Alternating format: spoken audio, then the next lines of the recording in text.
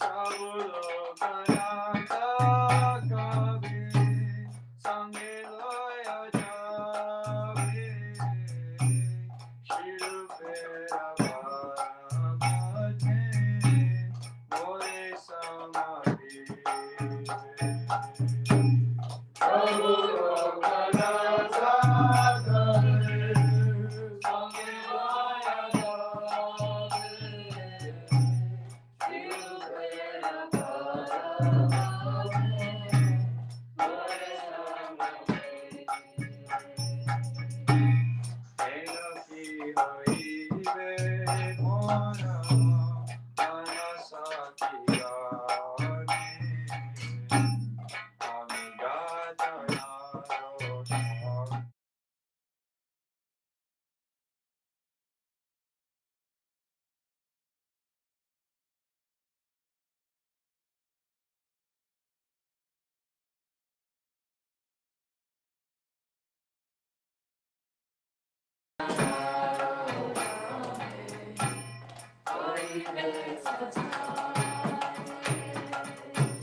Srirachi Saru Moke Mole Sarvadana Shilpa Kripale Mile Guna Chana Srirachi Saru Moke Mole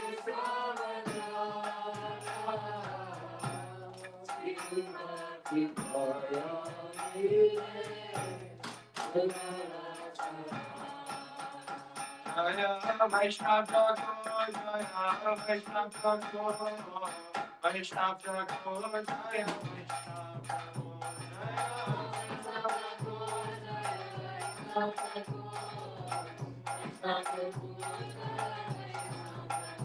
Jaya Rupa Goswami, Jaya Rupa Goswami, Rupa Goswami, Jaya Rupa Goswami, Jaya Rupa Goswami, Jaya Rupa Goswami, Rupa Goswami, Jaya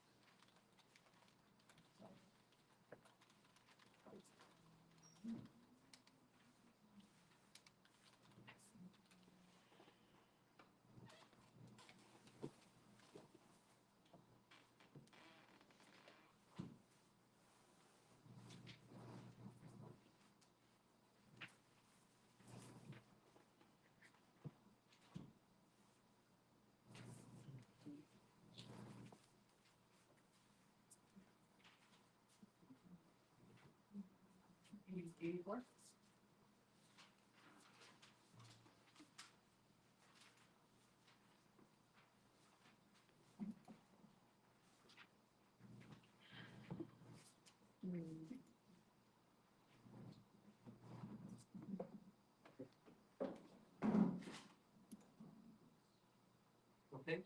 84.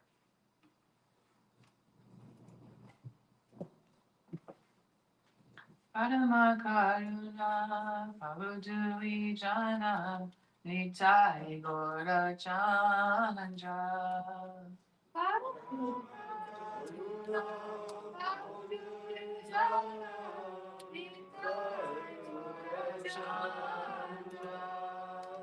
Parama Karuna Pavudui Jana Nitai Gora Chandra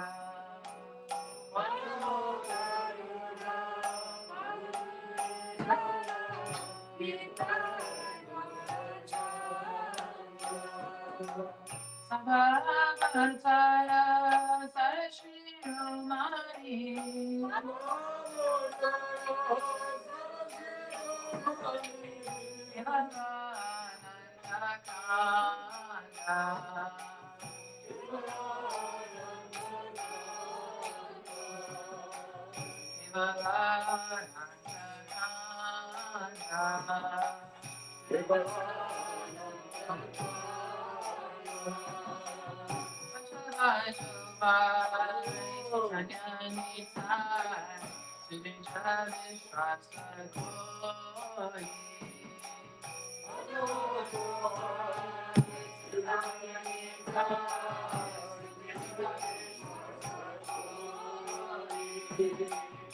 Shayacharya, Sirvaste Majiya,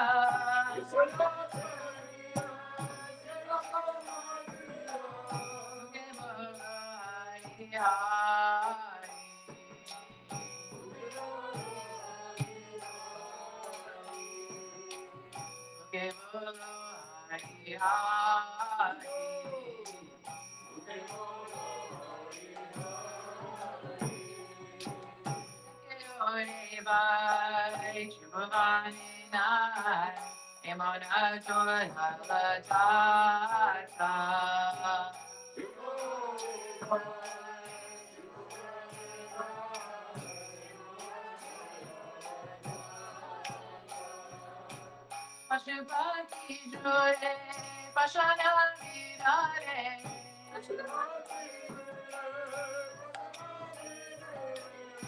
Vijaya Gunagata,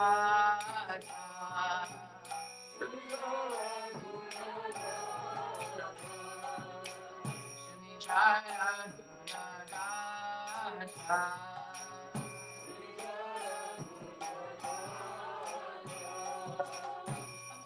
Magia, Billy Podia, Sebaina Asha.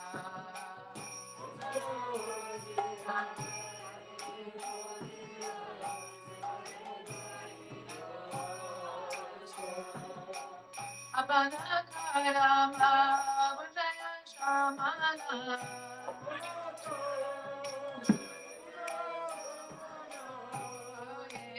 Janata.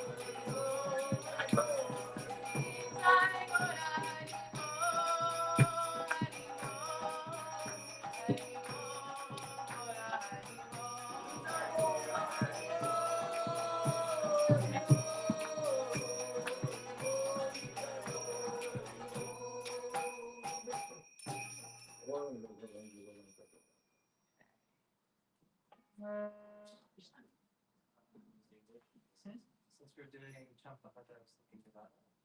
Oh,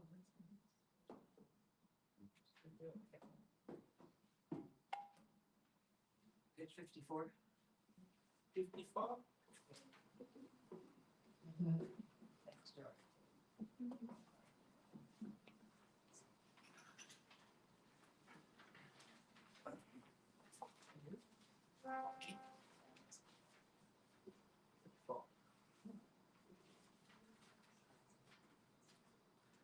Jaya Jaya Gadadara Pandita Gosai. Jaya Jaya Jada Kripa Bale Se Chaitanya Gunagai. Jada Kripa Bale Se Nase Gauranga Chande Jahara Piriti.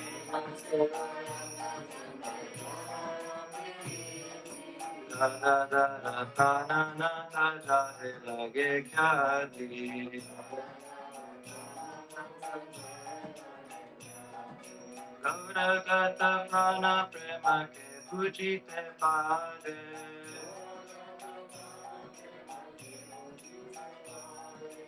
Netravasa Krishna seva jara lagi chade.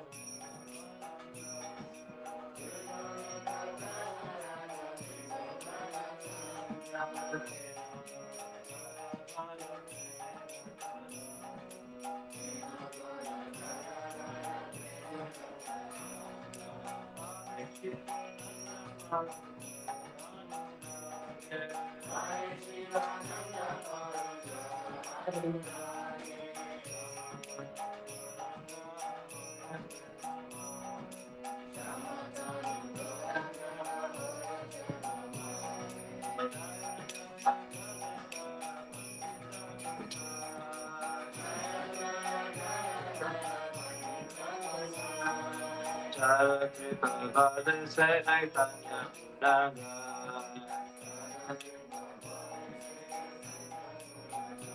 Jaya Gadai Gauranga Jaya Gadai Gauranga Jaya Gauranga Jaya Gadai Gauranga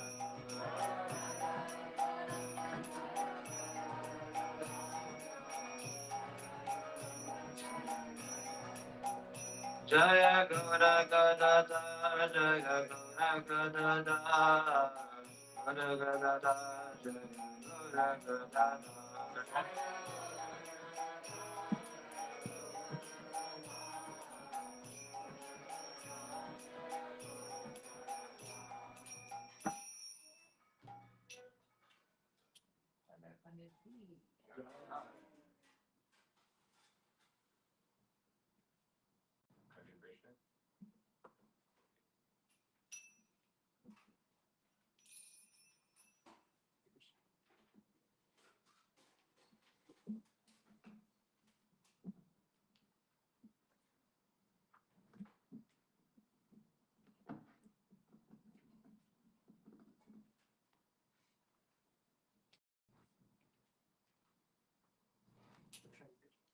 Yes, to translation.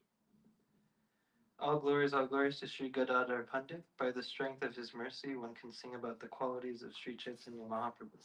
His love for the moonlight Gauranga is such that Gauranga is celebrated as Gadadhar Prananath, the Lord of Gadadhar's life.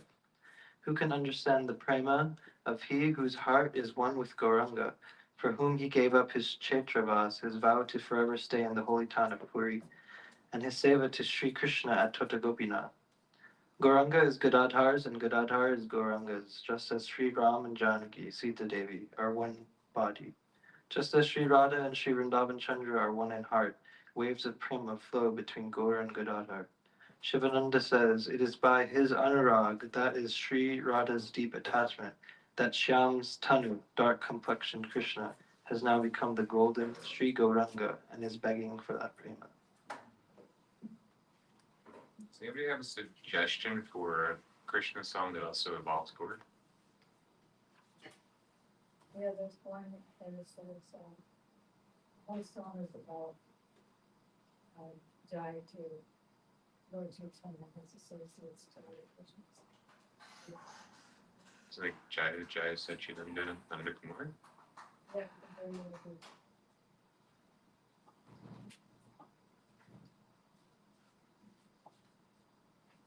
344. Mhm. 344? Can I borrow one of those books? Because I don't see it in this one. He's here.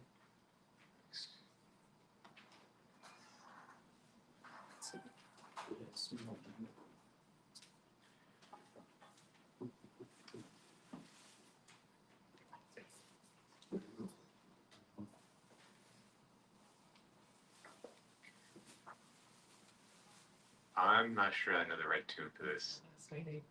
Surabasan kata vrindavanata. No. Jaya Jaya Anam Jaya Sundara Nandakuma Sundara. That's not the one that she wants, though. Do a different melody for it? It's a different. Oh. You want to sing that one? It's not the one she wants. I think it's the Are you thinking of, one where Yeah.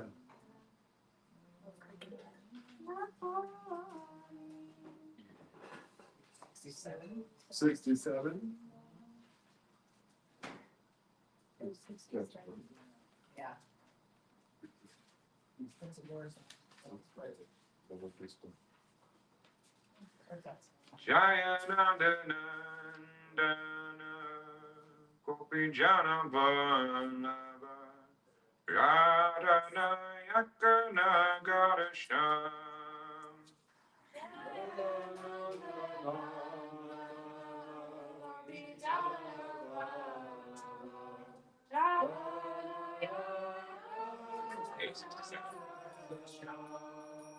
So Sachinandana Nadiya Purandara So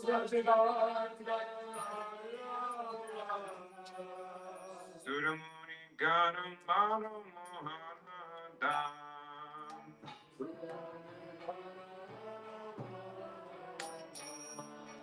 Jayani Chakanta Gandhi Kale Bala Jaya Jaya Preyasi Pava Vinoda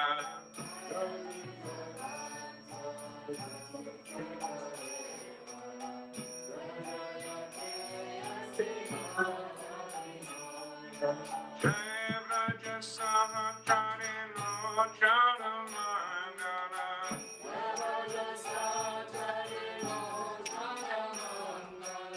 Jaya Vasinayana Amura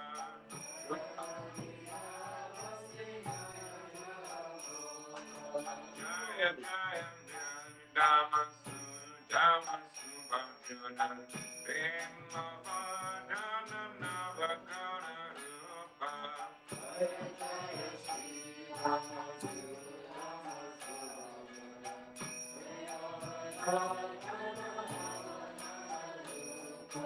Jaya Ramani Sundara Priya Sahachara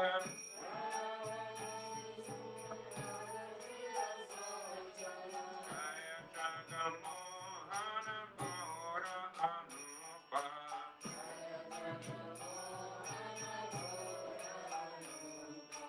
Jaya Nivana Parama Priyanuja Jaya Jaya Shri Nityananda Ananda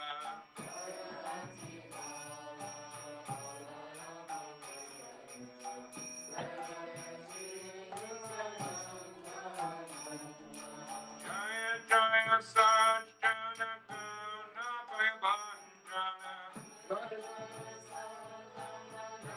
Jaya Vanjana Govinda Dasasha Anupanda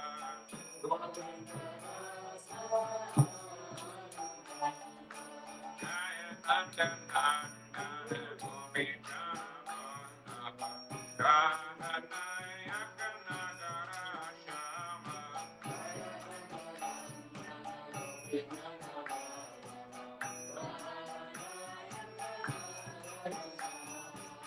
Doshati Nandana Nadiya Parandana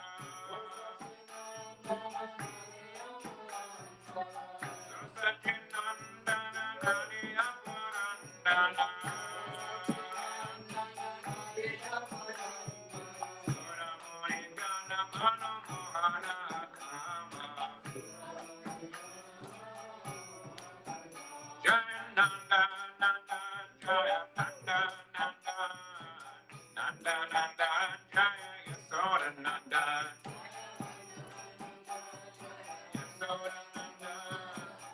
All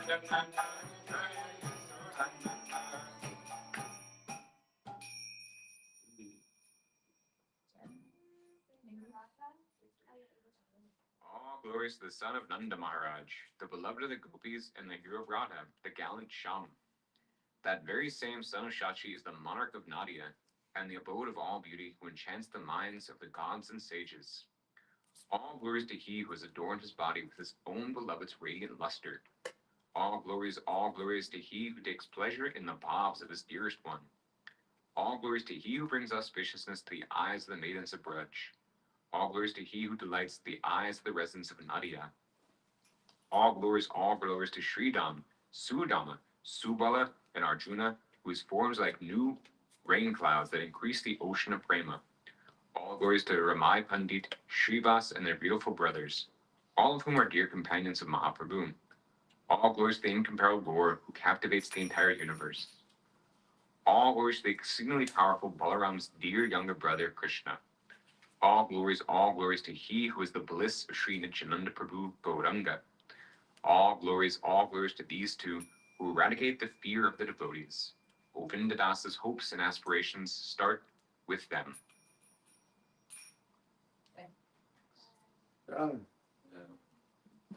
Sing for Shriata.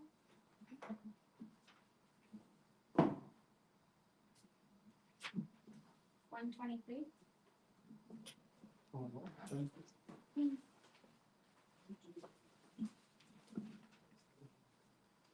on, up.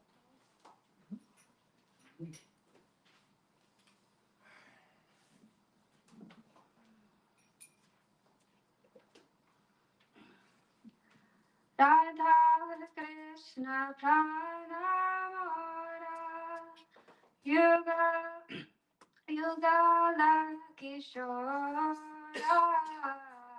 Shivane Marane Gaji Aranahi Mora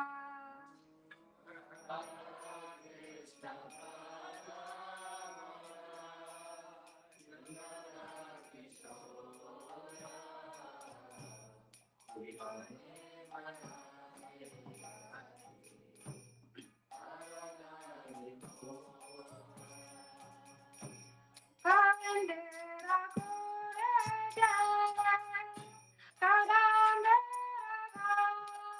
Gana Radana Vedira Upa Otavo Dujana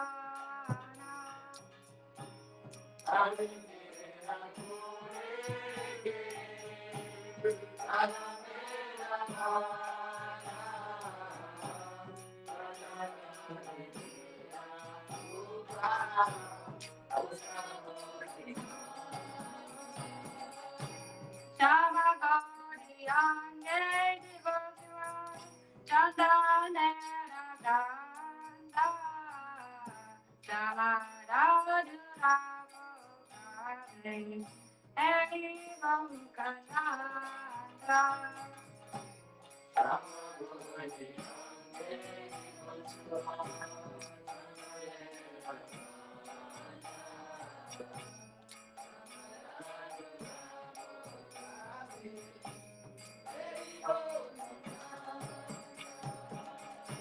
Radhiya Malate Mala Divota Adare Turiya Diva Kapura Tamure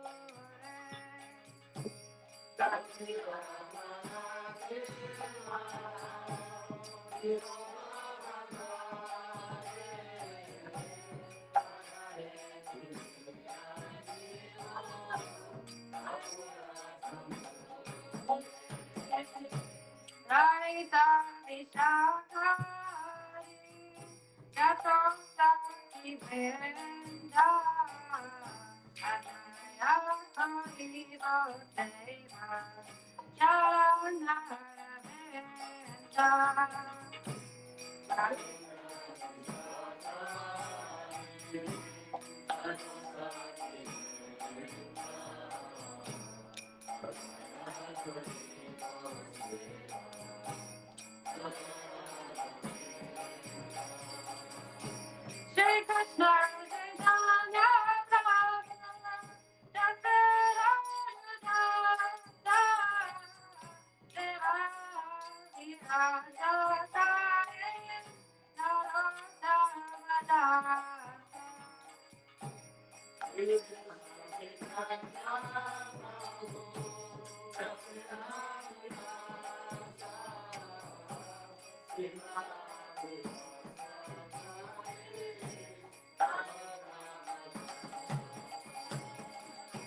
Radha Krishna Rama Kishora Divane Marane Gati Arana Himora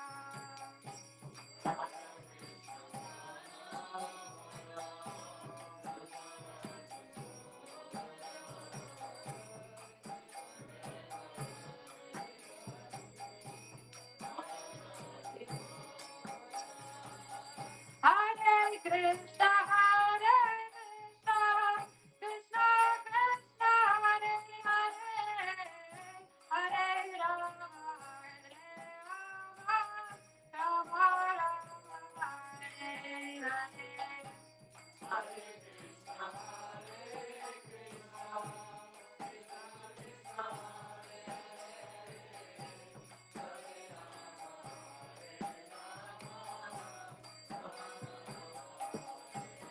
Hare Krishna, Hare Krishna, Krishna Krishna, Hare Hare, Hare Rama,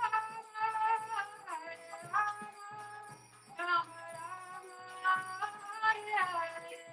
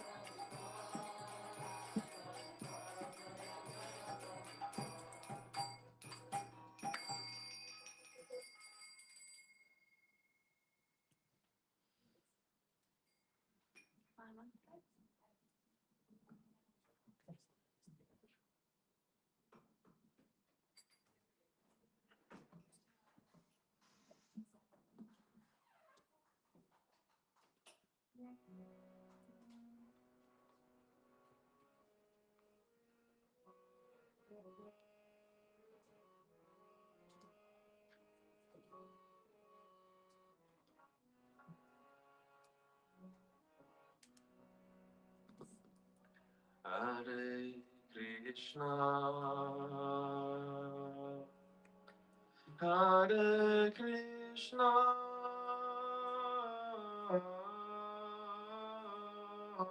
Krishna Krishna, Hare Hare, Hare Rama, Hare Rama,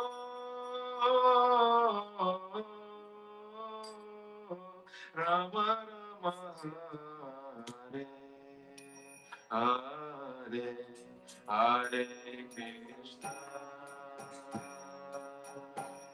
Hare Krishna, Krishna Krishna,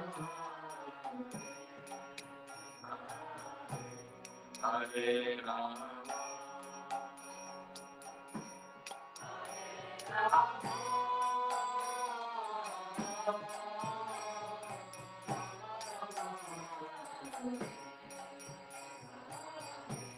Hare Krishna,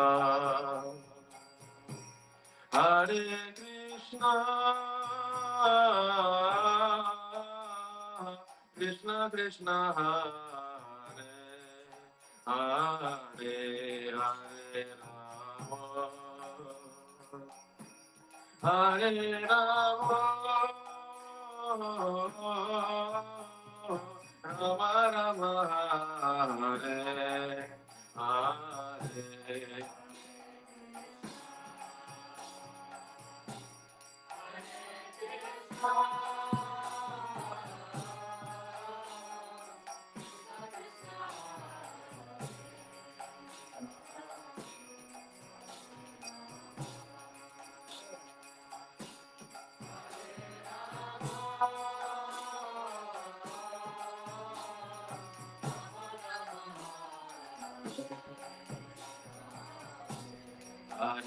Krishna,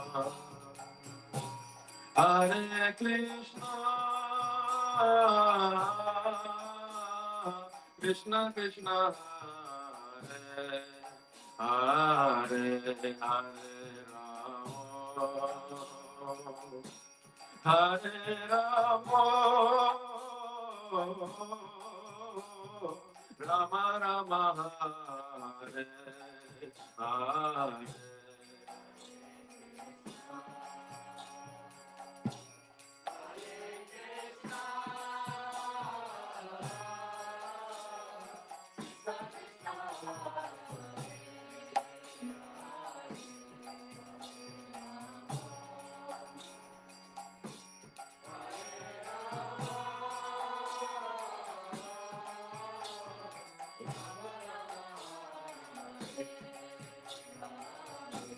Hare Krishna, Hare Krishna, Krishna Krishna, Hare Hare Rama, Hare Rama, Rama Rama, Hare Hare.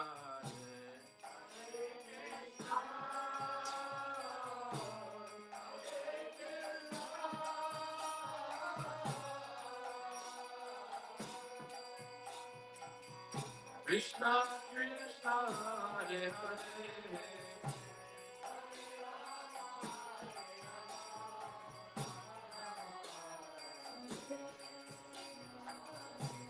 Hare Krishna,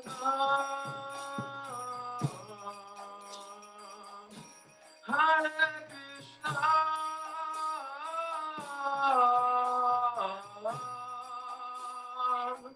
Krishna Krishna, Hare Hare Rama, Hare Rama, Rama Rama, Hare Hare.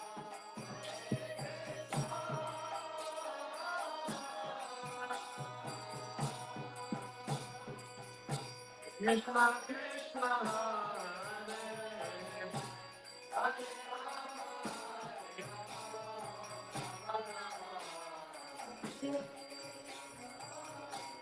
Hare Krishna, Hare Krishna,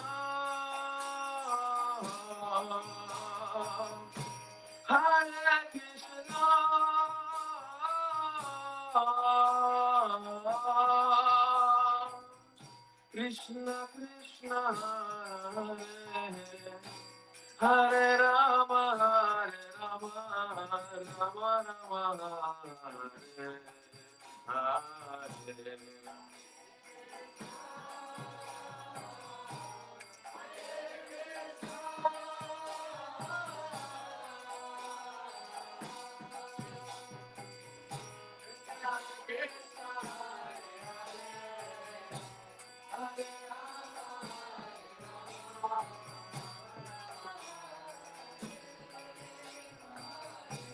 Hare Krishna,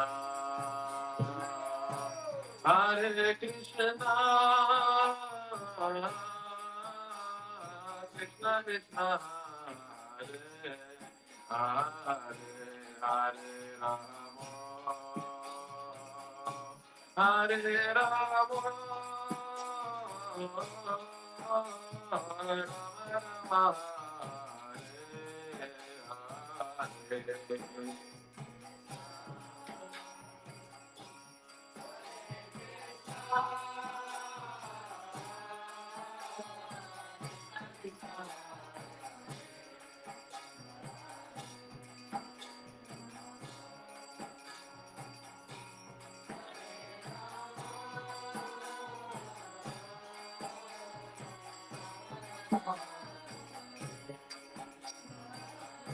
Hare Krishna, Hare Krishna, Krishna Krishna, Hare Hare, Hare Rama,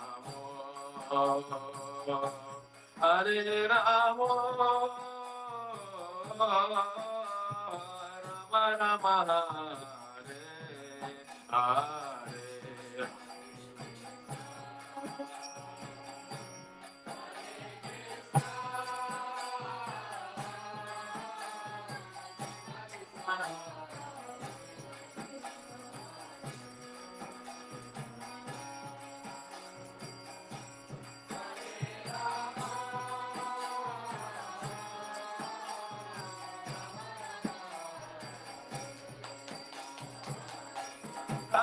Krishna, Hare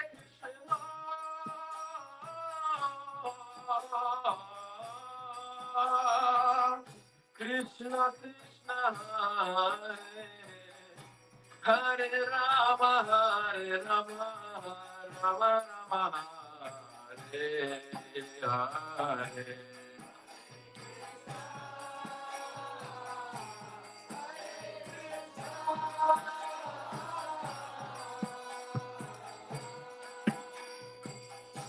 Krishna Krishna Hare Hare Hare Rama Hare Rama Rama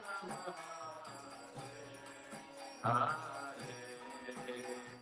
Hare Hare Krishna Krishna Krishna Hare Hare Hare Rama Ram Ram Hare Hare.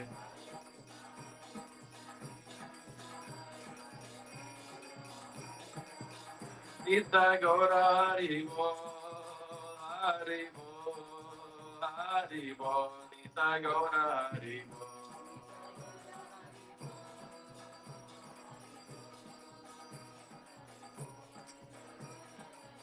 Anita Gaura Haribo, Haribo, Haribo, Nita Gaura Haribo.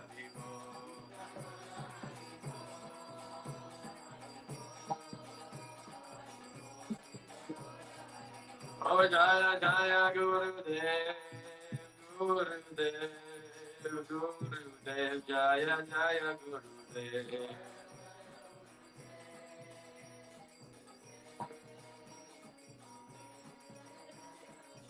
Oh Jaya Jaya Prabhupada, Prabhupada, Prabhupada, Jaya Jaya Prabhupada.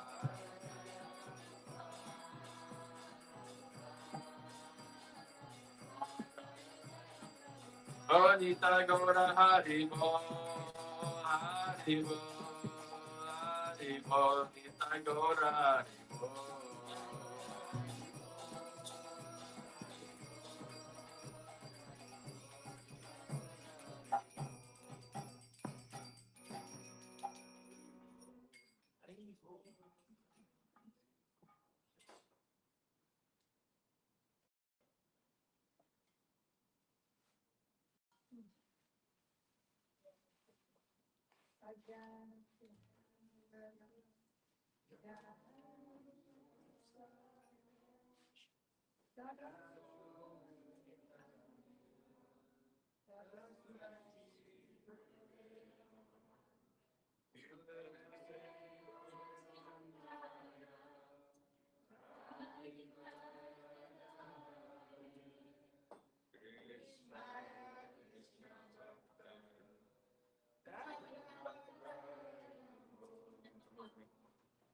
Yam Brahmajantam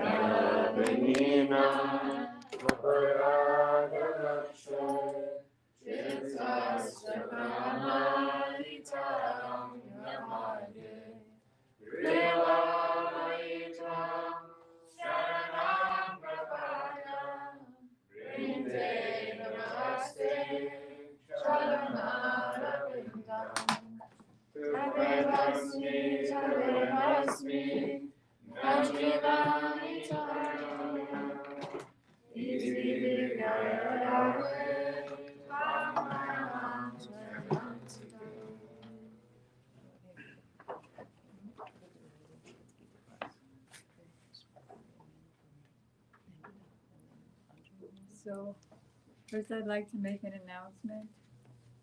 Who here came for the introductory Bhagavad Gita class? What's your name? Oh, Mahendra. Huh? Mahendra. Mahendra. And did you all come too? All right, so today and here, because this is a special week, we're going on pilgrimage throughout the holy land of Navadvipa. You know Navadvipa, Mahendra? I didn't take The land of Navadvipa. You know Lord Chaitanya? Okay, so Lord Chaitanya appeared in the holy land of Navadvipa and performed his pastimes there. So on the week leading up to his birthday, which is coming on the 13th, we do pilgrimage of the pastime places. So that's what we're doing this week. So Gadadvaja Prabhu, who is the teacher of the Bhagavad Gita introductory class, he'll be teaching that in the boutique. So can you three, would you like to go into the boutique and hear the Bhagavad Gita? And then he'll bring everybody in here later. He's just doing part of that, and then you can all come and join us on here. Is that good? Yeah, Miss Auntie said that I would just explain a little bit about Parikrama and what we're doing, and Alright. let's just join the group. And mix with Bhagavad Gita.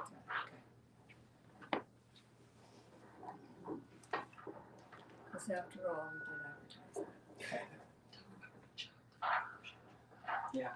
So first I offer my unlimited obeisances and the dust of the lotus feet of my most worshipful Diksha Guru Dev. Nityalila Pravishta Om Vishnupad Astotra Sat Shishimat Shilabhakti Vedanta Swami Prabhupada. And the same unlimited obeisances and the dust of the lotus feet of my most worshipful Shiksha Guru Dev. Nityalila Pravishta Om Vishnupad. You sit probably in front of the deities. Shishimad Bhakti Vedanta, Narayan Goswami Maharaj, and Shishimad Bhakti began Bharati Goswami Maharaj. To our Param Gurudev, Srila Bhakti began Keshava Goswami Maharaj and Srila Bhakti Siddhanta Saraswati Thakur Prabhupada.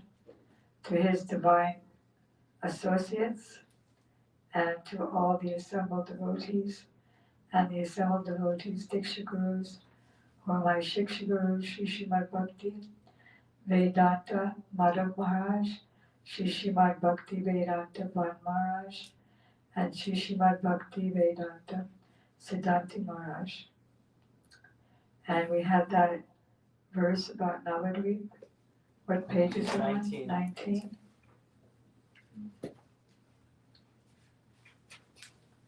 This verse sums up the glories of Navadvipa in a nutshell.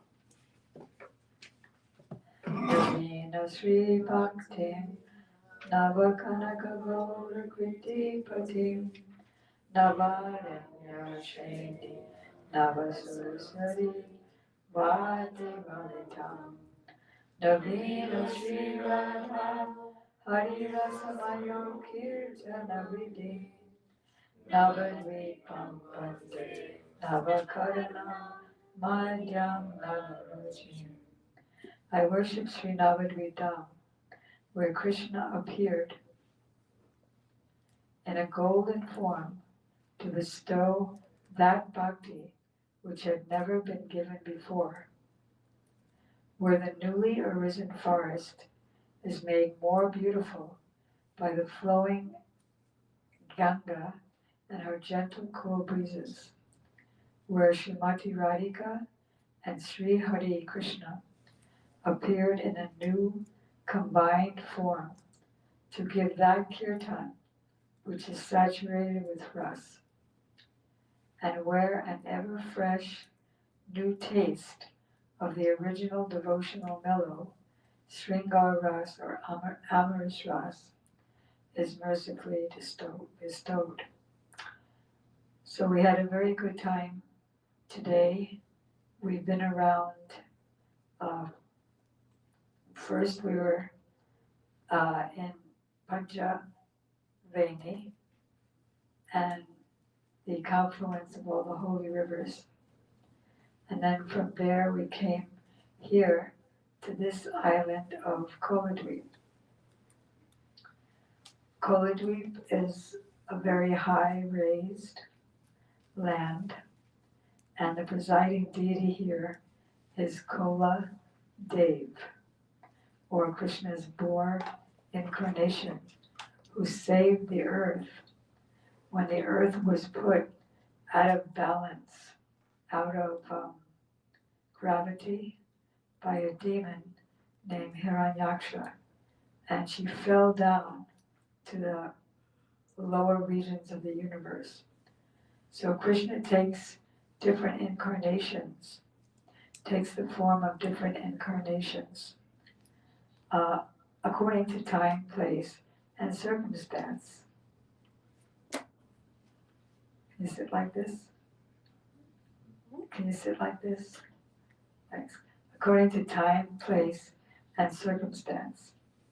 So because the earth fell down into the lower regions,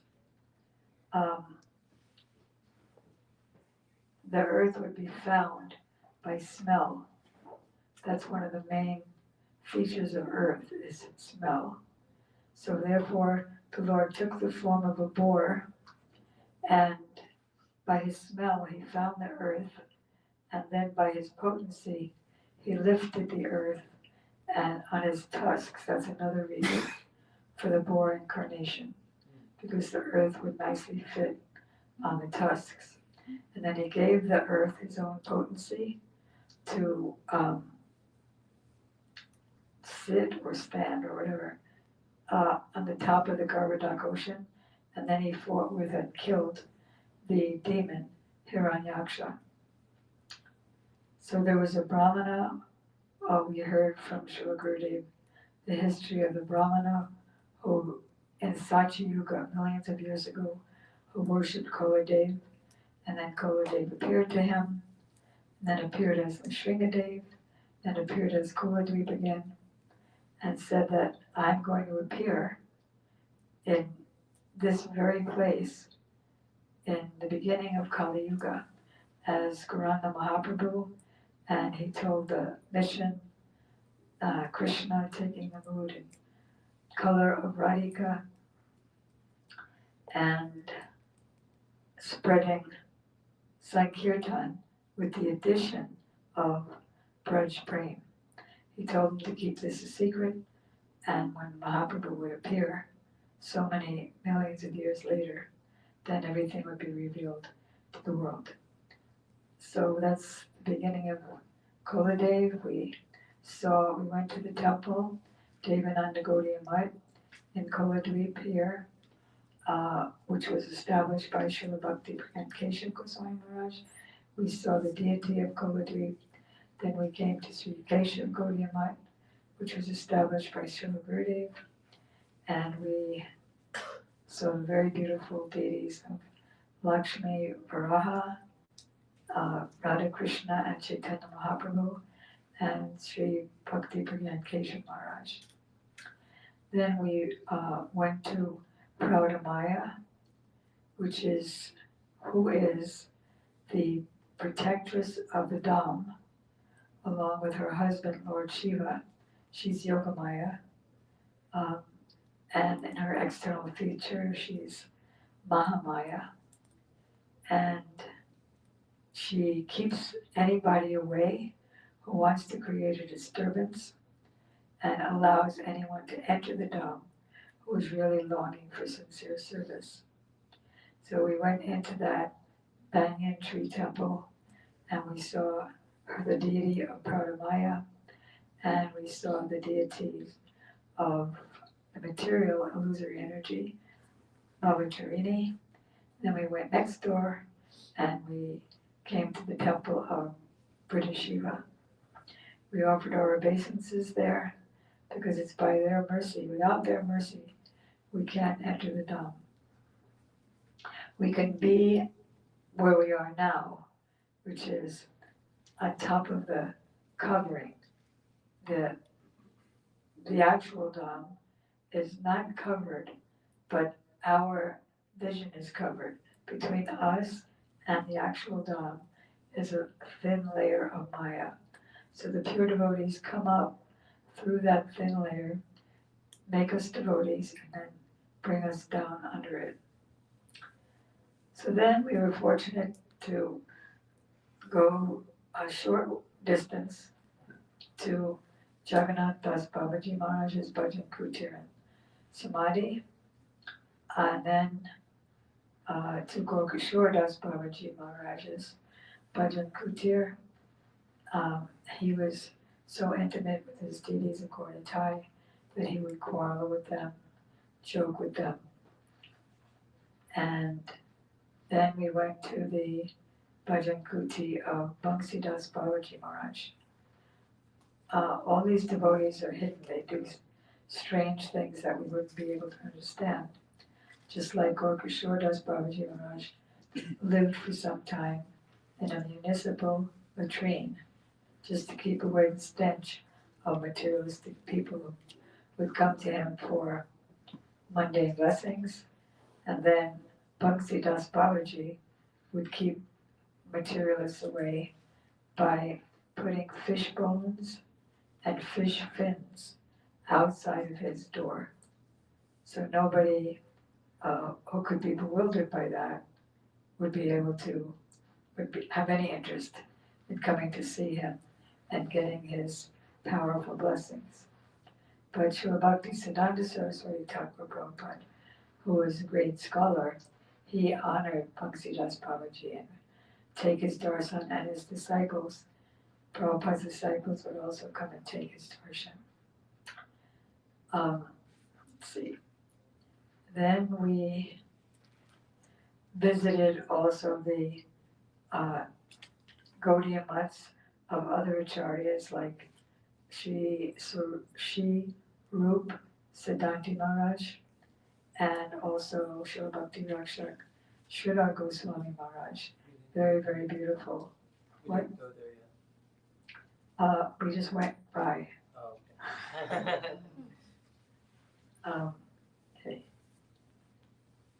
And Vasanti, are you interested in showing slides? Can we pull this screen down?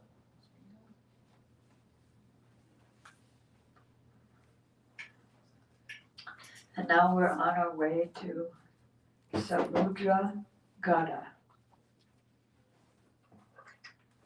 We've just arrived there at the palace of King Samudra Sen.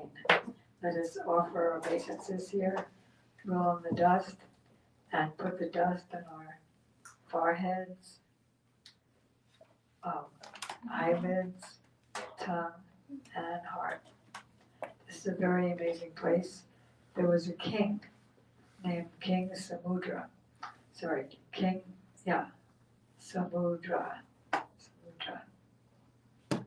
Samudra Sen. And he was a very good devotee of Krishna, but he wasn't yet able to have the darshan of Krishna. He had not yet approached that stage of bhakti. And he knew that the only way he would get the darshan of Krishna is if he had the mercy of the pure devotees of Krishna. So because he's a king, a king is a kshatriya, a king is a warrior. It's not like nowadays, Prabhupada said, where the presidents or the kings, they sit back in their houses and send the young men who are old-born sudras to war. Millions of them to be killed in each war. So he was thinking, actually he had a desire for service to Radha and Krishna in the conjugal mood. So he thought that now Bhimsen, the Pandavas were victorious over many other kings. And during the Rajasuya sacrifice, where they go around, the winner, the leading kings, they go around to defeat other kings to certify that they are the supreme champions, and all the other villages and kingdoms would come under them. Then they could perform the Rajasuya sacrifice. Krishna, Yudhisthira Maharaj also did that at the time of Krishna. So this history took place in Dwapara Yuga, actually, when Krishna was here on earth. So King Samudra Sen, he was thinking that if I really give Bhimsen a hard time, and me and my army fight so hard that Bhim will have to call out for Krishna's help, and then Krishna will come because his pure devotee is calling for him, and then I'll get his darshan. So that's exactly what happened. And Bhishmadev, he was so embarrassed. When he was facing defeat, in great distress, he called out for Krishna, the protector of the Pandavas. Krishna immediately appeared on the battlefield, but not to Bhimsen. He appeared to King Samudra Sen. And so then Samudra Sen dropped his weapons and he surrendered to Bhimsen. So then Bhim knew that Krishna had come. Not that he came, but that Krishna spoke in his heart, in Samudra Sen's heart, to make him realize that I shouldn't fight with Bhim, he's actually so superior, I should surrender. So Bhim knew that, but he didn't know that Krishna had actually appeared to the king. So the king was like overwhelmed in ecstasy. And this place, because as you know, the different 9 islands, within the 9 islands are the 12 forests of Vrindavan. Sometimes there's 1 forest in 1 island, sometimes there's 2 forests in 1 island, sometimes even 3, and sometimes 1 forest, it combines into 2 islands. So this place is Kamudvan. That's one of the 12 forests in Vrindavan.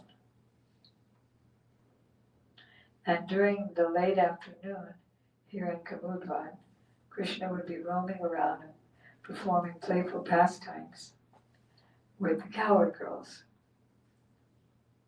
So the king also had the darshan of these pastimes. Now, another interesting, and then he had darshan of Chaitanya Mahaprabhu as well. So what did you all learn out there about Parikrama? Andres, what did you learn? That this is a special week, so you are opening portals for us to doing that special time. Good, and special place. It's stated in the scripture that there's no better place in the world to be, for example, than Vrindavan, where Krishna performed his pastimes. But if one cannot live there physically, then one can live there by mind. So that's what we're doing now, going by mind, going by book. And when we come to photographs of ponds, lakes, then we take a bath in the lake mentally. So good. You got a good portal introduction. So then, not very far from here is the ocean. So everything is a person. So the ocean has a personality. So the ocean came here to this very place along with the Ganges River in order to be able to serve Lord Chaitanya. And now the ocean eternally resides here at this very place, taking darshan or getting how do you say darshan? Getting the audience of Chaitanya Mahaprabhu. So this ocean begged Lord Chaitanya, please also reside for some time on my shores, the shores of the ocean, and bestow upon me the fortune of having the vision of your beautiful pastimes. So Mahaprabhu fulfilled the ocean's desires, and after being in Navadvipa, when Mahaprabhu took sannyas, he went to Jagannath Puri, and there is the ocean. And he used to bathe and play in the ocean with his associates and performed his astonishing pastimes there. So that is the history of the king. King who? Samudra Sen. Good. So Samudra Sen ki jai. Let's offer obeisances here and walk quickly to a very beautiful place called Champa Hatta. Hatta means marketplace of or assembly of. And champak is a very beautiful yellow flower. In Goloka Vrindavan, there is one of Krishna's gopi friends. Her name is Champakalata, and she used to pick lots of champak flowers for making garlands for Krishna. So in this place where we are now, Champak Hatta, she also used to pick flowers for the service of Radha and Krishna. So one of the devotees asked Gurudev, but Navadvipa is over 1,000 miles from Vrindavan. So how does Champakalata come here to pick flowers? So Gurudev said, no, there's no distance. There's no difference between Navadvipa and Vrindavan. So here there was a large, but we didn't offer obeisances, did we? No. Let's do that. Let's offer obeisances and roll in the dust here to purify our whole body of all the accumulated sins and material activities performed, and put that dust in our eyelids, head, heart, and where else? Tongue. So here,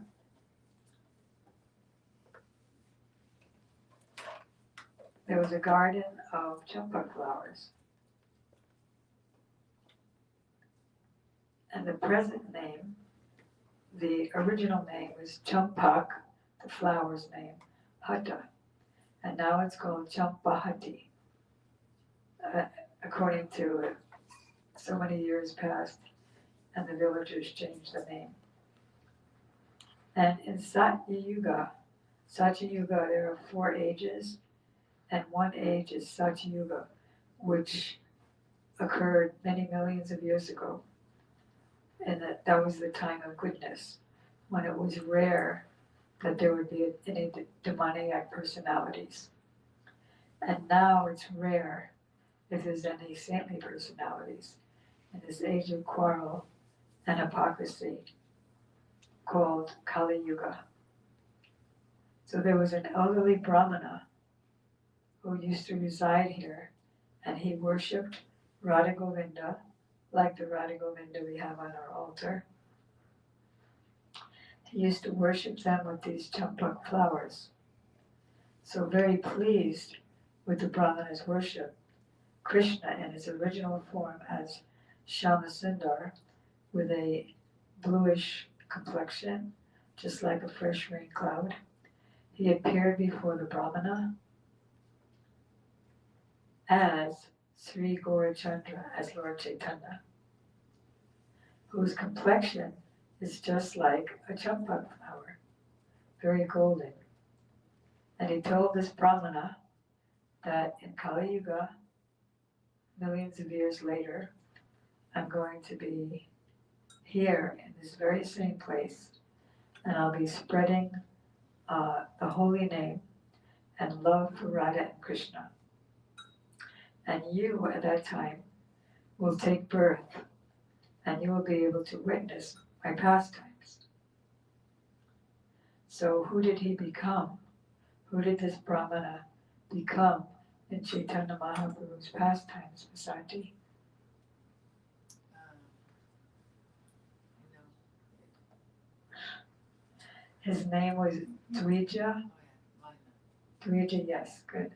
Dvija Vaninath. Dvija Vaninath is a very amazing person because he's the younger brother of Gadadhar Pandit. And Gadadhar Pandit is Srimati Radhika herself, appearing in the form of a male to assist Chaitanya Mahaprabhu with his pastimes. Shri Radharaman Bihari Ji Jai. And Gadadhar is the personified, the potency of Sri Chaitanya Mahaprabhu. And in Krishna Lila, just like in Krishna Lila, Gadadhar Pandit is who? Radha. So who is Dvija Vaninath in Krishna Loka during Krishna's pastimes? You'll never guess what it's doing. It's, her name is Kamaleka Saki, an intimate Saki of Srimati Radhika. And in recent times, yes, I also heard that Srimati Radharani's younger sister is Ananga Mandri, so are they similar to Kamaleka and Ananga Mandri? Because Vaninath is the younger brother of Gadadhar. it doesn't always work like that. Like sometimes once somebody asked Gurudev, so since Lord Nityananda is Baladev and Gadadhar Pandit is Radhika, what's their relationship in Gaur Lila? Doesn't always work like that. So as he said, Radhika's younger sister is Ananga Manjari, and Gadadhar's younger brother is Dvija Vaninath.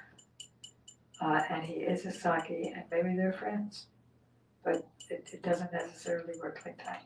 They're all friends. So now this very place became the temple.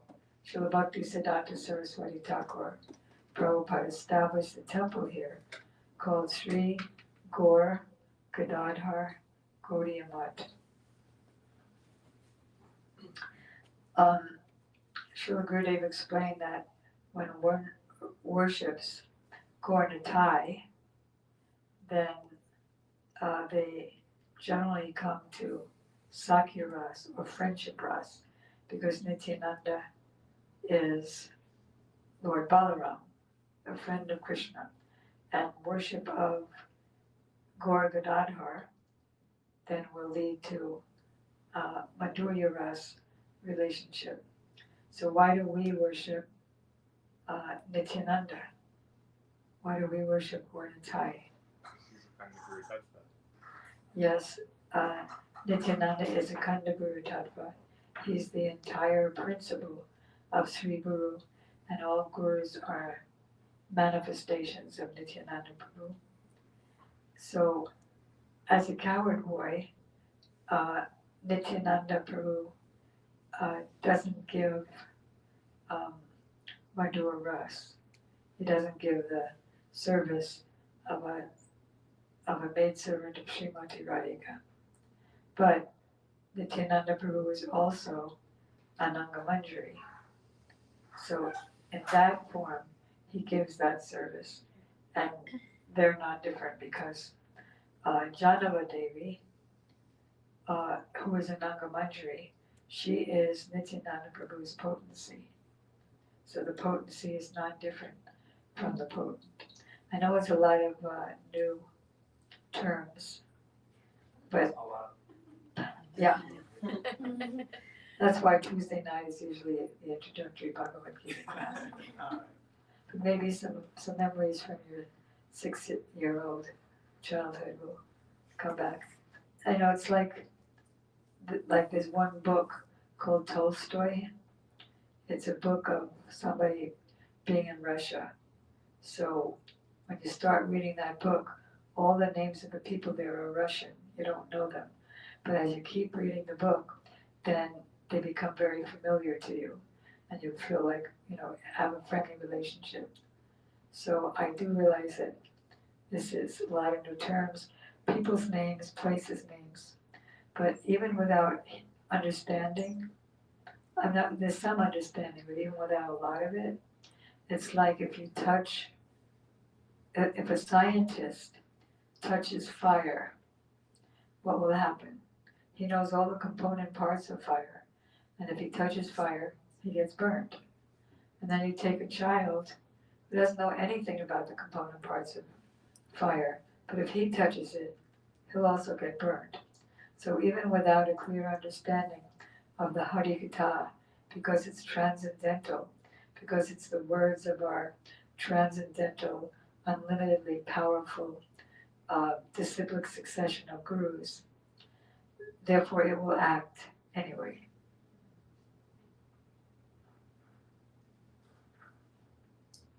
So this is also the place of Jayadev Goswami.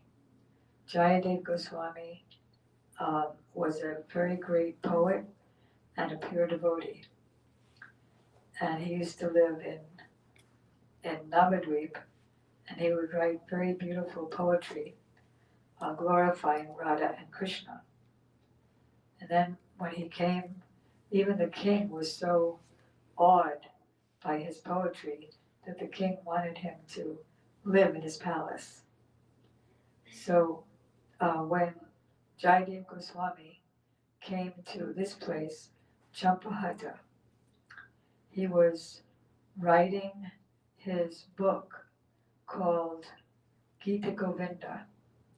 Well, he wasn't actually writing it, but Krishna himself was dictating to Jayadev Goswami what to write. He was actually appearing in Jayadev Goswami's trance and showing him the pastimes. So he came to one part in which, let's see, I don't know if you can see, but like if you come around here for a second and you look on this wall, and Mahendra, if you look on this wall, there's that picture of Krishna like begging mercy from Radharani. And he did something that she didn't like, so then she going like that, you see in the painting, like, I don't want to have any more relationship with you. You can just go back to that other lover. Krishna's begging her forgiveness. And the verse, the Sanskrit verse that came in Jayadev Goswami's heart, when the picture came in his heart, was, O Srimati Radhika, I'm burning up in the fire of amorous separation from you. So please be magnanimous to me. Please be liberal and place your lotus feet on my head. In other words, I surrender to you. So please be merciful and soothe my burning heart. So he was writing the verse, Smaragarallakananam Mama Shirashi Mandanam. But then the last line of the verse came to him, but he couldn't write it. His heart started palpitating, and then his hands started shaking, and he dropped his pen. Because that last line said, Tehi Padapalavam Udaram, which means please place your lotus feet on my head. So Jayadev Goswami was thinking, I can't write this. Krishna is God. And although Srimati Radhika is his greatest devotee, she's still his devotee. She's his potency, and he is the supreme, powerful, potent.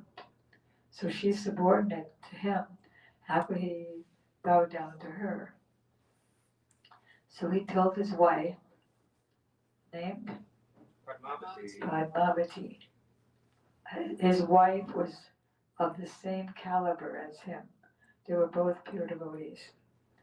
And so he said, I have to go to the river, to the Ganges, to take bath now. And so I need to think about this, what to write, what not to write. So he went, and it was a little distance to the river. So then, after some time, she saw him come back and go to the place where he had his book, and he wrote in that last line, and then he left, and then he came back pretty much right away, and his hair was wet. When he came back the first time, his hair wasn't wet, which means he hadn't bathed yet. But then when he came back the second time, his hair was wet. So she said, how did you go all the way to the Ganges and take a bath? Because it's so far away. He said, well, I left some time ago. She said, yeah, but then you just came back and you wrote in your book something. And then you left and you just came right back, even though the Ganges is so far away. He said, write in the book? What did I write in the book? So he went and got the book and he saw the last line. And so then he realized, I didn't come back the first time. Krishna came back in my form and he wrote it. So then he got the realization that actually Krishna accepts Srimati Radhika as his superior. And the favorite form that God has is as the servant of Srimati Radhika.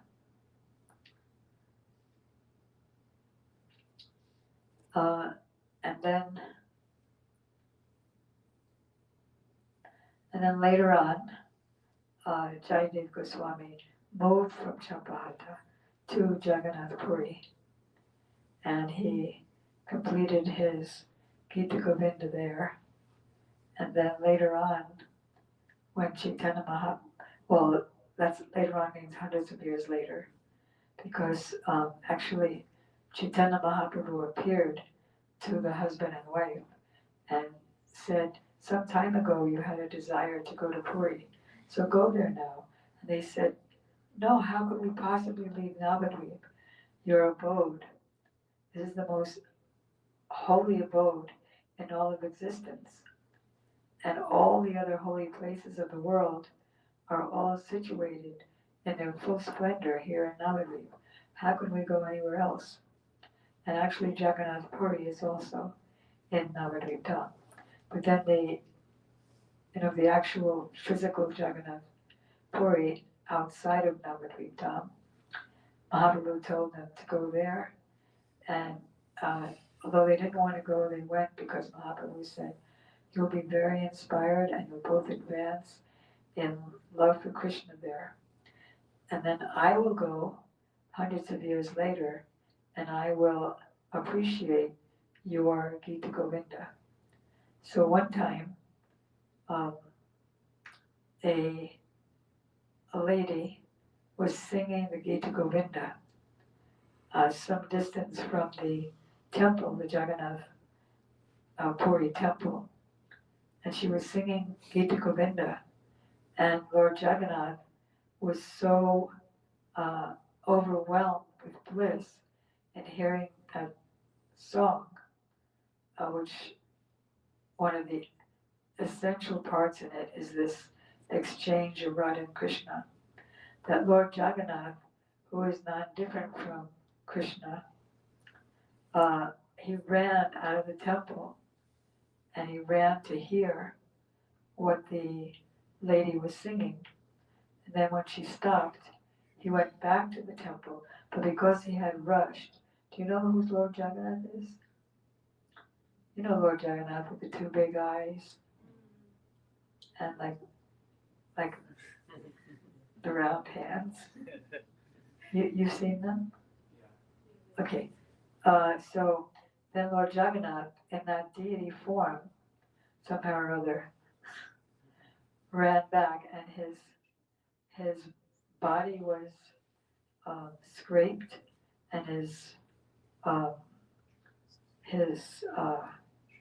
cloth was torn. Yeah, if you want to show it. You know Lord Jagannath, right, Mahendra? Yeah. Okay. And so the king and the pujaris were very upset to see that. Who could have done this to Lord Jagannath? So then Lord Jagannath spoke in an aerial voice to the king, and he said, I did this. He told the king what happened. So then the king made an injunction that no one is allowed anymore to sing Gita Govinda outside the temple. They had to sing inside the temple. So there's devotees called Devi Dasis, and they are appointed to sing in Lord Jagannath's temple. And they're coming to dance here. Oh yeah, that's right. So, Hare Krishna, welcome. So there's these great, famous, world-renowned, yes? I just have a question about that. Loud. I had a question about the Devadasis because Mike, No batteries in the mic. no batteries? Oh, See if there's we need to get it together. I just put the batteries in. You put it out just now?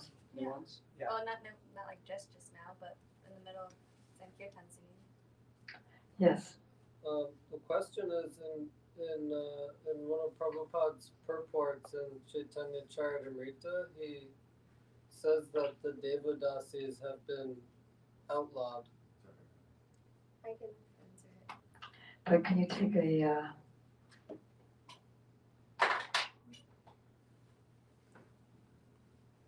you have a mic? Oh, just working on it. Right, so Radhika's gonna clarify that in a minute. Because she used to live in Jagannath. Maybe you could repeat the question for the live. The question is, that he heard from somewhere, anywhere, in Prabhupada's Chaitanya Charitamrita purport, that the Devi Dasis were outlawed by, I don't know. Yeah. Yes, right. So, up until the early 1900s, the Devadasi tradition was still very much alive in the Jagannath temple, and their seva was just for Lord Jagannath, so they would perform not nritya seva, dancing, as well as singing of Geet Govind. But then what started happening is, in some places, like in South India, it started getting corrupted in many places, and in Orissa, there were many phases. So for example, the Mughals, when they invaded, in many places, the Devadasis started becoming like performing for the kings in certain places. But in the Jagannath temple, the tradition was still pretty much very purely preserved. But when the British came, they were like, what is this practice? So the British are the ones that banned the tradition. And there's interviews with the last living Devadasis where they're actually like crying and expressing how their seva was taken away from them. And And so that happened in the early 1900s, and then there was a period where the dance form was lost, and then the fathers of the dance form in the modern era resurrected it through looking at the temple sculptures and going back in history and studying the Natya Shastra and Abhinaya Darpana and the other ancient books. And then they revitalized it to now that form is known as Odissi. So it is now outlawed technically, like there are no temple dancers that are performing inside the Jagannath temple. Rather, they do it, on Rath Yatra or on special days. There'll be performances, but it's not. It's no longer a practice. Why is that outlawed in the temple?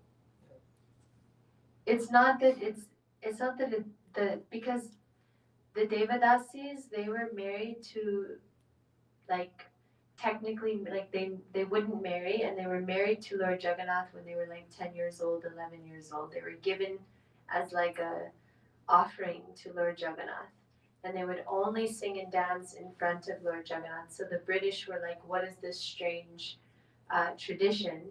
Therefore they outlawed it.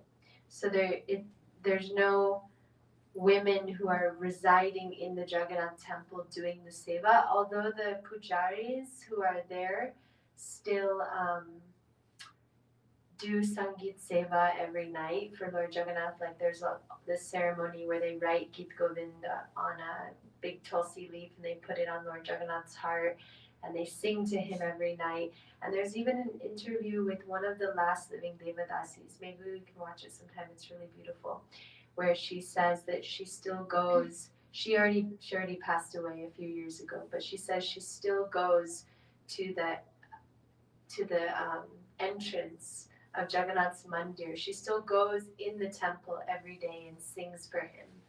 But the practice of like them living in the temple and doing all the sevas at the particular times and being Devadasis in the temple, that was outlawed in the early 1900s. Why don't they reinstate it now? Let's not go there. Oh, really? Oh, okay. That's a whole other Okay. topic. That's a political topic. Okay. Right, so Mike? let's go. Thank you, very informative. Yeah, thank you.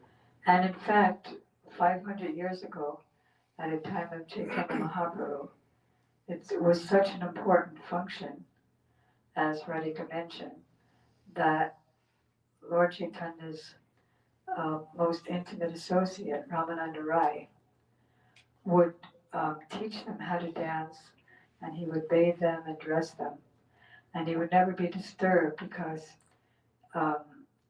he saw their bodies as wood. He never had any lusty desires because he himself is a gopi, that is Vishaka Devi. So that was such a high thing that Mahaprabhu's intimate associate used to teach them, train them. Okay, so the reason we got on that topic is because there are still dancers who dance for the pleasure of Lord Jagannath. And they're coming to Miami about April 3rd or so. And they'll be dancing on April 5th, right in the neighborhood here at the Little Haiti Cultural Center. So if anybody on live stream wants to know more about it, it's the most amazing thing. We saw it last year. Tickets are limited, right, Radhika? So you can contact Vasanti and be sure to get your seat. Okay, so now we're going to, and let's run quickly, we're going to Ritu Dweep. Hare Krishna, Krishna Krishna, Hare Hare, Hare Rama, Rama Rama. Okay, so now we have arrived at Ritu Dweep. just as different places in Braj are within the different 9 islands. So Ritudweep is none other than Radhakund and Shamakund. I'm just going to quickly go over which forests are which correspond with which of the 9 islands. They're all concealed within the islands of Navadvipa, but they're in a different order. So Antadweep, the place of Mahaprabhu's birth or appearance, is Gokul Mahavan, where Krishna appeared in Braj, or took birth in Braj. And then just still in Antadweep, near Prithu Kund, is Madhuvan, where Krishna killed a demon named Madhu, and which has a very beautiful history, where also Dhruva Maharaj did his austerity and saw Lord Vishnu. And then Mathura, it's Madhuvan and Mathura. So in the middle of Madhuvan, near Sridhar's hut, remember Kulavecha Sridhar, the banana salesman, is Vishram Ghat. Vishram Ghat is the place where when Mahaprabhu came to Vrindavan, to Mathura first, he took bath at Vishram Ghat. And he rested there after reforming the Kazi, the evil Kazi. And Godrum Dweep in Braj is Nandagaon. Godrum Dweep in Navadvipa is Nandagaon in Braj, where there are countless cowherd boys and cows. In this place, Mahaprabhu and Nityananda Prabhu would become absorbed in ecstasy upon remembering their cowherding pastimes. And as you know, Koladweep, where we just left, is Govardhan, and where? Bahulavan, and the place of the Rasa dance. So now we are on Ritudweep, which is non-different from Radhakund and Shamakund. And all the 6 seasons, like here in America there are 4 seasons, in Braj, Vrindavan, there are 6 seasons, each one is 2 months. And it's pretty regular, like here, everything is disorganized. But there, the rainy season is the rainy season, the winter season is the winter season. And so all 6 seasons are in Ritudweep, because all 6 seasons are serving Shamakund and Radhakund in all their splendor. And there are very beautiful mango groves and the singing of cuckoos here. Can you hear them? Do you see the mango groves? Do you hear the cuckoos singing? When Nityananda Prabhu came here with Jiva Goswami, that is here, the very first Parikrama party took place with Sri Nityananda Prabhu and Sri Jiva Goswami. And we just learned today that Srivas Pandit was also there. So when they came here, they both, Nityananda Prabhu became absorbed in the mood of Baladev, because he is Baladev, just like Mahaprabhu is Krishna, covered by the mood and complexion of Radhika. So then Nityananda, being in the mood of Baladev, in fact, we were just hearing, was it today, that, it was in Gurudev's lecture, that after Mahaprabhu and Nityananda Prabhu met in Yasodhyan at the house of Nanda Acharya, Nityananda Prabhu would sometimes be in the mood of child Balaram, as a baby, and sometimes he would jump on the lap of Lord Chaitanya's mother, Sachi Devi, and drink her breast milk. Him thinking she's a baby, and her thinking he's a baby. Mahaprabhu's elder brother Visvarup, he took sannyas when Lord Chaitanya was a child. So mother Sachi thought, I lost my child. But now she was thinking, now that Nityananda Prabhu came to Navadvipa, she was thinking, now I got my son back, which is really true because this Swarup is just a partial expansion of Nityananda Prabhu. And when he left the world, he merged back into the body of Nityananda Prabhu. So completely naked, he would jump on the lap and drink the breast milk of Sachi Mata, and also he would do the same thing with Malini Devi, who is the wife of Srivas Pandit, also elderly, and she would also think that he's my adopted son. And so Nityananda Prabhu would run around without any clothes on because he was thinking himself a little baby. And so, Hare Krishna. Oh, welcome. We're just now in the middle of Navadvipa Dhama Parikrama, and now we are in the island of Ritudvip, because we've gone there by rocket ship and boat and so many conveyances. And so now we're here, and pillows. So I forgot what I was saying.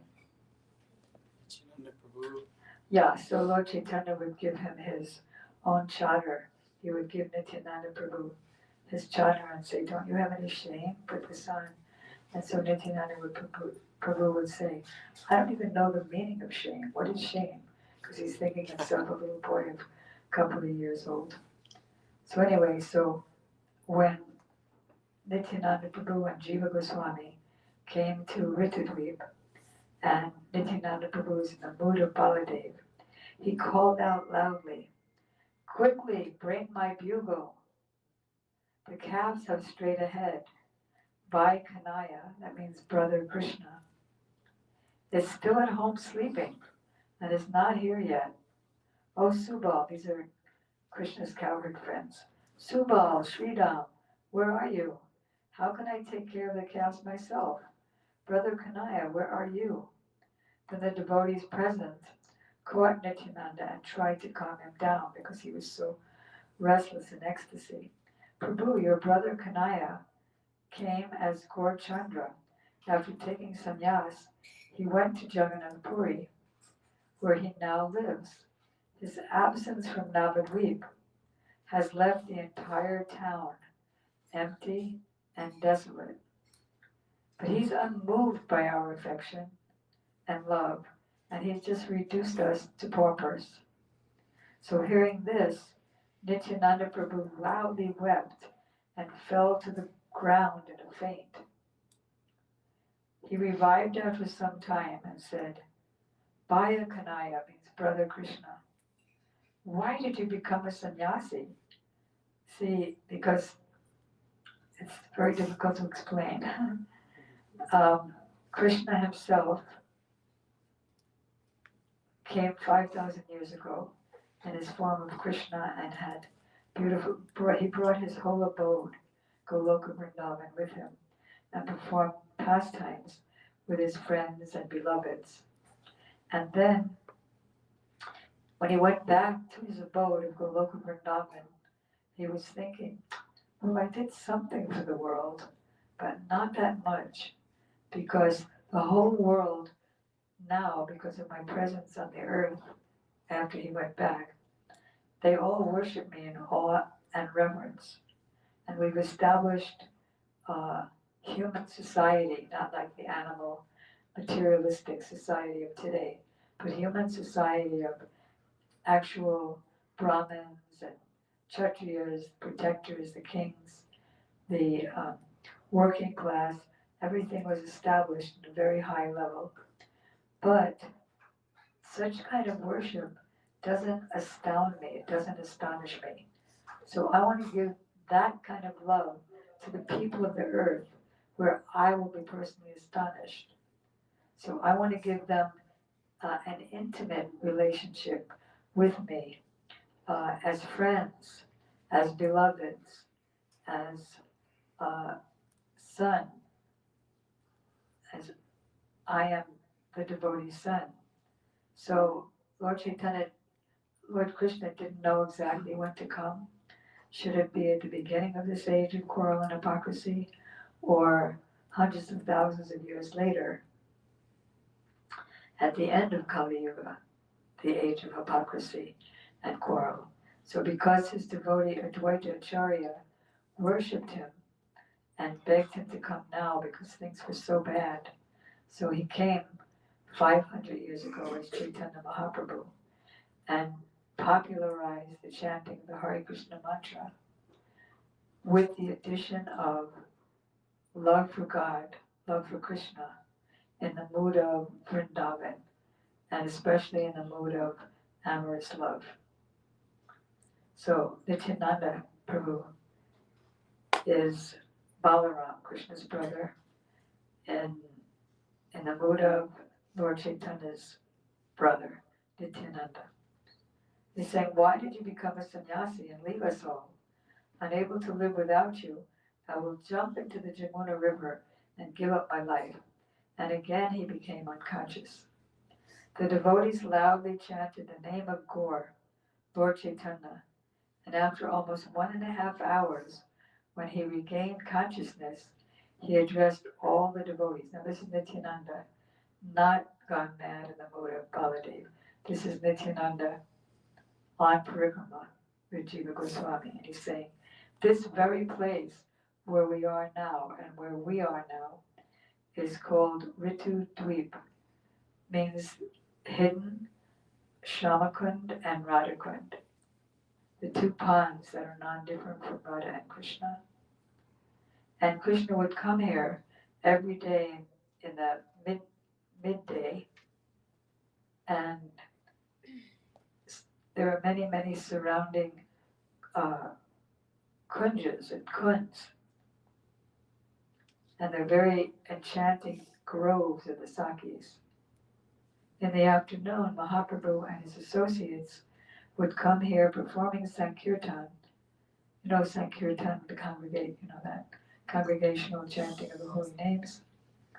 And this place, Radhakund, is supreme above Devi Dhams, this earth, this material world. It's across, like in between this material world and the spiritual world, there is a river. It's not like the rivers here. It's a spiritual river called the Viraja River, which separates the material world from the spiritual world. So it's beyond Shivaloka, it's beyond Brahmaloka, beyond Vaikuntha. This place, what place? This place, Radhakund, that we're standing at now. It's beyond the material world, it's beyond the topmost material planet where Lord Brahma lives. It's beyond where Lord Shiva lives. It's beyond that river that divides the two worlds. It's beyond the spiritual planets of Vaikuntha. This is the supreme place to be in all of existence. And this is where Radha and Krishna have their sporting pastimes in the lakes. Yes. Is this Radhakund in Ritudvip the same as the Radhakund in Srila Bhaktisiddhanta Prabhupada's Samadhi? It's all Radhakund and Shamakund, and it manifests differently, in different ways, different places, according to in the case of Srila Bhaktisiddhanta Saraswati Thakur, he established that within the compound of his temple. And here it's just naturally there. But it's also naturally there in his temple. It's very inconceivable. So this is the most confidential place of Radha and Krishna's pastimes. So let's offer our obeisances here, roll in the dust, put the dust in our head, eyelids, tongue, and heart, and let us run to another amazing place. We're going now to Vidya Nagar. Vidya means knowledge, and Nagar means it's the village of knowledge. You won't believe what happened here, and it's still happening. So let's run. Hare Krishna, Krishna Krishna, Hare Hare, Hare Rama, Hare Rama, Rama Rama, Hare Hare. I know it's lots happening. I see some of you falling asleep. No, visualizing. Visualize, yes. Visualize. Remembering, actually. You've been there many times. Right, Many yeah, times been there. before. So Vidyanagar is the place of knowledge. Just like there's a Srimad Bhagavatam, which is spoken in Naimisharanya, here, which is the glories of Krishna, here, the glories of Lord Chaitanya, there's a whole Bhagavatam recital of 88,000 sages, and even Lord Shiva came and listened. Shri Radharaman Bihariji Ki Jai. Here, in Vijayanagar, Lord Brahma, who's the grandfather of the whole universe, taught the sages and demigods at this place. These sages who had realized the intrinsic nature of the mantras manifested the various scriptures, like the Upanishads and the Manu Samhita, and different sages, Valmiki, Jagvalka, they all manifested scriptures, and they were all taught by Brahma, and they all mastered the mantras, and from the mantras they made all the scriptures, which everybody follows down to the present day, especially the Upanishads, and especially the Gita Upanishad, which is Bhagavad Gita. Valmiki, who's he? He's the author of the Ramayana. So by Sri Narada's mercy, he compiled the original Ramayana here, at this spot where we're standing. And he taught the Ramayana to some of his disciples. You know who Dhanvantari is? Dhanvantari is Krishna's incarnation, who established the scriptures on medicine, not allopathic medicine, but Ayurvedic medicine. So at this very place, Dhanvantari received education in Ayurveda, and Viswamitra, he received the knowledge of Dhanurveda, or archery. Shaunaka and the other sages, he was the head of 88,000 sages in Naimisharanya, which heard the Srimad Bhagavatam from Sutta Goswami. So here, Shaunaka and other sages learned the Vedas and Puranas. Kapila Rishi, who's another incarnation of Krishna, he manifested the Sankhya philosophy, which is part of the Srimad Bhagavatam, third canto Srimad Bhagavatam. And Gautama Rishi, he learned Nyaya. Nyaya means logic. And it mentions many other sages. And Vedavyas, who compiled all the bona fide Vedic literature, he wrote the Vedanta Darshan, or Vedanta Sutra, stop whispering. Each instructed their specific areas of knowledge to their respective followers. In particular, Sri Vyasadeva manifested the Srimad Bhagavatam here. Remember, all other holy places are here in their full splendor, and only a portion of them are in their, original places, outside of Navadvipa. So the Srimad Bhagavatam is a commentary on the Gayatri Mantra, which Brahmins utter for achieving perfection and entrance into the highest abode of Krishna's abode, Goloka Vrindavan. The essence of the Mahabharata was also written here. The omniscient, Brihaspati, he's the priest of all the demigods, the guru of the demigods.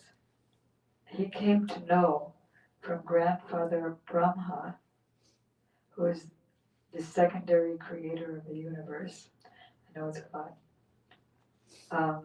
That Krishna himself would appear as Lord Chaitanya in the upcoming Kali Yuga. So he wanted to come and have his darshan. Do you know who he became? Haridas Thakur. No. Sarvabhauma. Yes. Sarvabhauma Bhattacharya. He was known as the greatest scholar of his time, but he was a Mayavadi scholar, thinking that everyone, all the living entities, infinitesimal living entities, are not different from the supreme absolute truth in all ways, and ultimately we merge into that impersonal absolute truth. So he went there before Lord Chaitanya's birth. He went there to Jagannath Puri, and he became very famous. And then Lord Chaitanya, he came to Sarvabhauma Bhattacharya. No, that's not true. He went to the Jagannath temple and he fainted. He couldn't even say Lord Jagannath. He just said Jagat Gaga, Jagat Gaga, because he was in so much ecstasy. And then he fainted, and then Sarvabhauma Bhattacharya brought him. He was testing him. Testing means like not asking him questions, but I mean, he was testing the kind of ecstasies that he was seeing manifest on Chaitanya Mahaprabhu's body. And he thought that only the gopis, the supreme cowherd maidens of Krishna, could have these ecstasies and the symptoms on his body. So he brought him back to his place, his home, which was just nearby the temple. And then Nityananda Prabhu and the other associates of Mahaprabhu came there. And then Sarvabhauma said that, yeah, he's actually a relative of mine. And so I'll teach him Vedanta. But he wanted to teach Lord Chaitanya impersonalist Vedanta. Actually, Vedanta means, Veda means what? Knowledge. And Anta means? The end of all knowledge is bhakti to Krishna. But he was a teacher of Mayavad, misinterpretation of Vedanta. So he told Lord Chaitanya that I don't want you to fall down from your sannyasi life. So therefore you have to be fixed in the tenets of Vedanta. So Mahaprabhu was just sitting there for 7 days, not saying a word, while Sarvabhauma Bhattacharya was teaching him. So finally at the end he said, didn't you understand anything? So, you haven't said anything. So then Lord Chaitanya said, oh no, the verses of Vedanta are as clear as the sun, but your explanations of them are like a cloud covering them over. So that's when their discussion began. And then Lord Chaitanya proved to him that really from all the scriptures, that the supreme truth is actually a person, and that person is Shyamasundar, Brajendranandan Shyamasundar, Sri Krishna. And then he revealed to Sarvabhauma Bhattacharya his 6-armed form as a combination of Krishna, Ram, and Lord Vishnu. And then he also revealed his form to him as Radha and Krishna combined. And then Sarvabhauma Bhattacharya became a great pure devotee and one of the closest assistants in Mahaprabhu's pastimes. So it's getting a little late. So would you like to spend the night here? Yeah. It's a good place. Place of knowledge. And also the pen. Yeah. Mahaprabhu's Mahaprabhu's pen. Oh, I don't know about that. What about his pen? He planted it. He planted a pen? and it became a tree? No, the tree became a tree, isn't it? I thought, Then became a tree. I thought the pen became a tree. Oh, That the tree became a pen? the pen became a The tree. pen became a tree. Maybe you can do research. Yeah, the pen became a tree. So, Vijayanagara is the place of Mahaprabhu's scholastic pastimes. And we go to visit the temple of Vijayanagara. So Mahaprabhu used to come here and playfully defeat Sarvabhauma Bhattacharya's disciples with his sharp logic. And they all feared debating with him. It's the abode of the 9 islands. It's the last paragraph. Vijayanagara is the abode of the 9 islands. Sorry, that was a mistake. The 9 kinds of devotional service. What are they? Hearing, chanting, remembering, serving the lotus feet, worshiping, carrying out the order, offering prayers, and surrendering everything. And some friendship. Yeah, becoming the friend. So Vijayanagara, where we are right now, is the embodiment of all 9 processes of devotional service. You know who else lives here? Is Maya, Yoga Maya. She resides here eternally and renders service to Lord Chaitanya by keeping the non-devotees away from bhakti. How does she do this? How does she keep them away? Or attracting them to other things. Yeah, by bewildering them and keeping them in ignorance. So Krishna Bhakti is the only real knowledge. Everything else is ignorance. It's shadow. Shadow of knowledge means the shadow of Krishna Bhakti is ignorance. Both ignorance and knowledge reside in this abode and directly and indirectly render eternal service to the Lord. Okay, so we're going to be staying here overnight. Did you get to see the Gaurnitai deities in the Vijayanagara temple? Yes? So we can offer obeisances to Gaurnitai here. This is also the place where Mahaprabhu defeated Keshava Kashmiri. That place we were at in Antadweep, known as Barakonagat.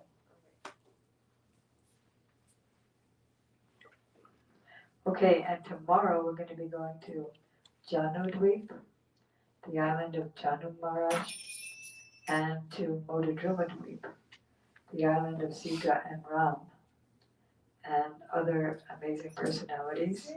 Is it Gaurnitai there or Gaur Gadadhar? Gaurnitai. Here it's Gaurnitai, and in the previous temple, in Champahata, it's Gaur Gadadhar. Tomorrow is the last day of Parikrama, isn't it? It's the last day of Parikrama, but it's not Gaur Purnima. It's the last day of wandering through the islands and getting the mercy of the personality on the islands. And then the next day is Gaur Purnima. It went so quickly, didn't it? Next day is Gaur Purnima. And on that day, in the morning, some of you will be speaking about. So if you could see Vasanti, or she'll see you, and tell her which pastime, and if you can't think of any, she'll suggest some pastimes to you. Baby pastimes, school pastimes, youth pastimes, all the Navadvipa pastimes.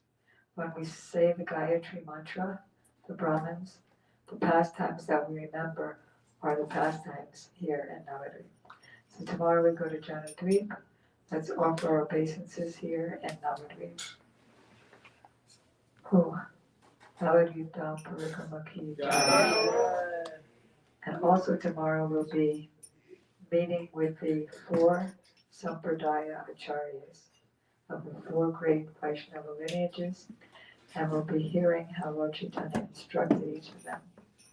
We're going to be going to Vaikuntha tomorrow, which is in Mahatpur and Navadvipa. Lots of fun tomorrow. Gaur Prema. Hare Krishna, Krishna Krishna, Hare Rama, Hare Rama, Nityayona, Hare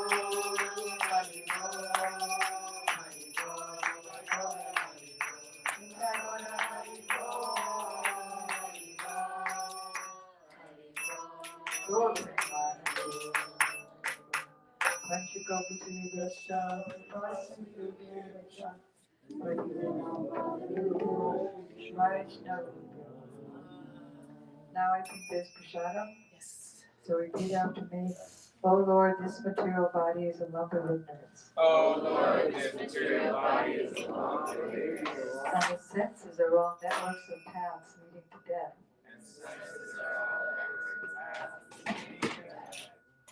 Somehow or other we fall into the ocean of material sense enjoyment.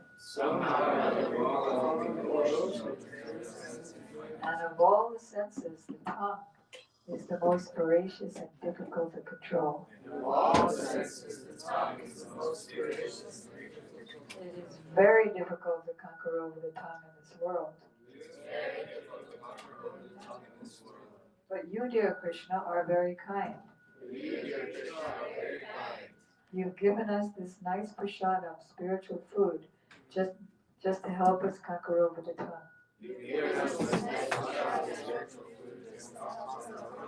So now let us take this prasadam to our full satisfaction. And in so doing, glorify their lordships Sri Sri Radha and Krishna. And in love call for the help of Lord Chaitanya and Nityananda Prabhu. Is it inside or outside? What?